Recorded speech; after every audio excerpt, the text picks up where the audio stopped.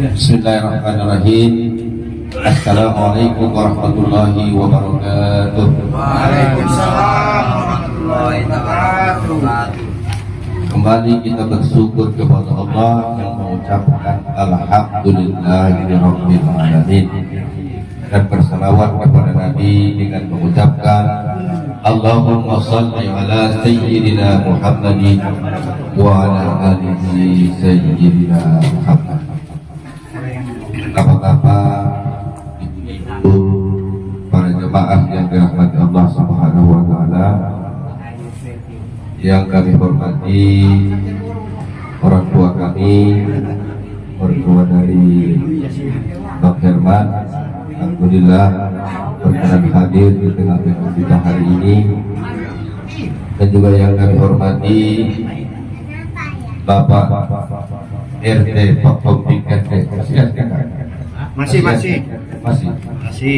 Alhamdulillah masih RT belum lengser. Juga yang saya hormati bapak-bapak, ibu-ibu, para majelis, mudah-mudahan kita semua dirahmati oleh Allah Subhanahu wa taala. Amin. Pada kesempatan ini, sebagaimana biasanya setelah kita melaksanakan membacakan surah Yasin secara berjamaah, kita diberi waktu untuk mendengarkan tausiah atau pengajian bahasa umumnya santapan rohani. Kalau makanan yang kita makan itu adalah santapan jasmani, tapi jasmani ini tidak akan sehat kalau makanan rohaninya tidak kita berikan. Jadi pengajian singkat sore ini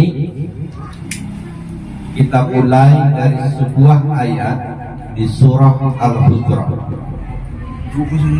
Bunyi ayatnya, innamal mu'minuna ikhwah fa'aslihu baina akhawaykum wattaqullaha la'allakum turhamun.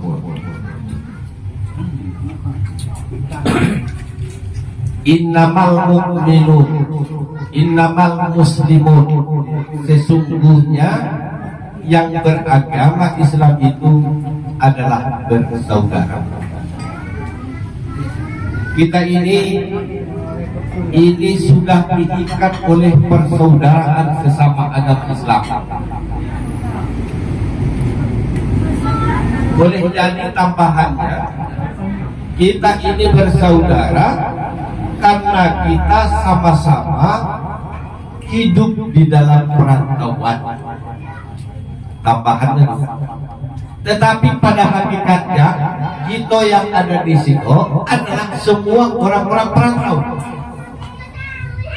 Sebentar lagi kita nak baliklah ke tempat asal kita. Jangan punya bermimpi, berhayal, meminta lama-lama hidup di dunia. Ya Allah, jadikanlah umurku 400 tahun. Siapa lagi kawan kita nanti? Jangan, tak boleh. Panjang umurku yang sedang baik. Tahu pun awai. Kami rame nih. Cilang boleh matang. Masada dong. Jadi persaudaraan itu seperti apa? Yang disebut persaudaraan adalah kal jasadil wahid. Kalau sudah menyatakan diri kita semua yang ada di sini bersaudara, kata Nabi, persaudaraannya harus seperti kal jasadil wahid, bagaikan tubuh yang satu. Apa tubuh yang satu tuh? Kalau tangan yang sakit, kaki ikut merasakan. Kalau kita lagi sakit gigi, semua tubuh kita ini akan merasakan dampaknya. Apa artinya? Kalau di antara itu ada yang sakit, yang sama-sama kita harus saling merasakan sakit. Jadi kita ini gak bisa hidup kayak di Jakarta, lo gua.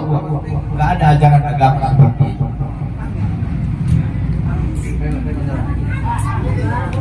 Lanjutan ayat ini, Kalau sudah kita nyatakan, kita ikrarkan, kita bersaudara, lanjutan ayatnya, fa'aslihu baina akhawaikum, maka damaikanlah di antara saudara. Karena orang yang bersaudaralah yang berpotensi berselisih.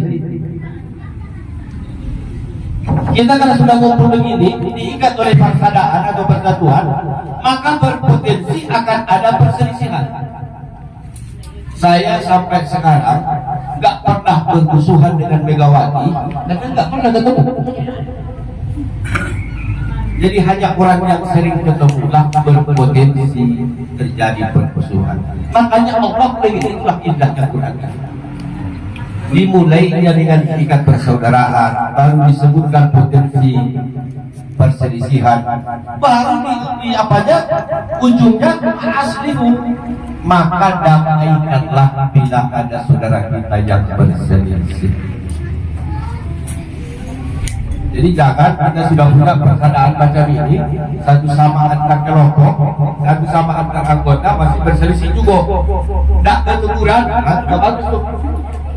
Tujuan ini dibuat persaudaraan ini kita mengikuti panduan ayat Al-Quran yang ujungnya kita diperintahkan fa'aslihu baina akhawaikum, maka damaikanlah orang yang berselisih di antara kamu. Jangan sampai kita banyak-banyak begini sudah bersaudara tapi berselisih. Sudah boleh begitu. Selanjutnya, pahala sholat, pahala haji, pahala zakat, itu semuanya luar biasa di sisi Allah SWT. Tapi Nabi menyampaikan kepada para sahabat, maukah kalian aku sampaikan, aku tunjukkan sebuah pahala yang derajatnya melebihi derajat sholat, melebihi derajat puasa? Maukah kalian wahai para sahabatku yang ditunjukkan? Kata sahabat, bala ya Rasulullah. Apa itu ya Rasulullah? Sampaikan kepada kami, apa amalan itu ya Rasulullah yang melebihi derajatnya dari sholat dan puasa? Kata Nabi, apabila di antara kalian ada yang berselisih, damaikan. Mendamaikan orang yang berselisih lebih tinggi derajatnya itu daripada sholat dan puasa. Selanjutnya, sampailah kita kepada sebuah hadis, ada bohong yang diperbolehkan. Saya ulangi, ada dusta yang diperbolehkan. Selama ini kita ngaji, asal disebut berbohong, berdusta, bahasa Arabnya itu adalah dosa. Kan kita sama-sama tahu nih, berbohong itu berdosa. Tapi ada bohong yang tidak dikategorikan dosa. Bahkan bohong itu dianjurkan oleh Rasulullah Sallallahu Alaihi Wasallam. Nah ini harus kita tingkatkan pengajian kita ini.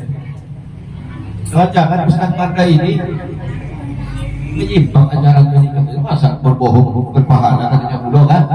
Ini jangan-jangan salah-salah tafsir gitu nih. Kita jelaskan dulu. Kalau begitu tulis salung yung ya yuharrimul ghafil kadhiba di ghairi salah. Ini hadis ini. Diharamkan oleh Allah berbohong, berdusta kecuali 3 tempat.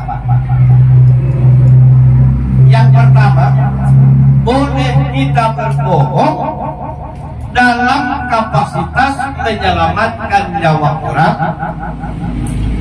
strategi peperangan, maka kita dianjurkan untuk berbohong.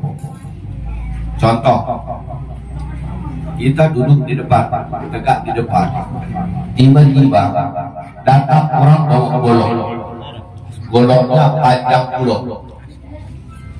Ada dah, gua melawan gua cerita perang melawan pula pinggir lah. Ya. Kita ulangi dulu dulu. Kalau nyanyi dangdut memang harus seperti itu, kalau ceramah harus kecil.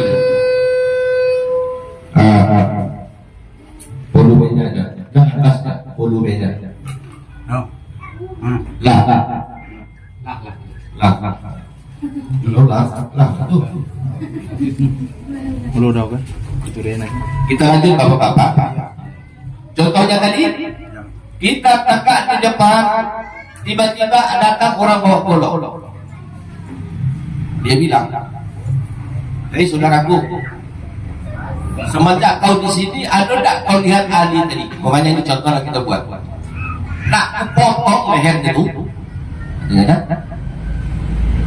Di saat itu walaupun kita lihat beliau udah boleh kita jujur, berpindah agak sedikit, langsung kita sampaikan, semenjak saya di Siko, tak pernah lihat orang yang buat di sini. Ini walaupun bohong yang dianjurkan. Satu. Bohong yang kedua. Karena saya lihat ini termasuk saya banyak apa bohong ini. Makanya judulnya dusta juga.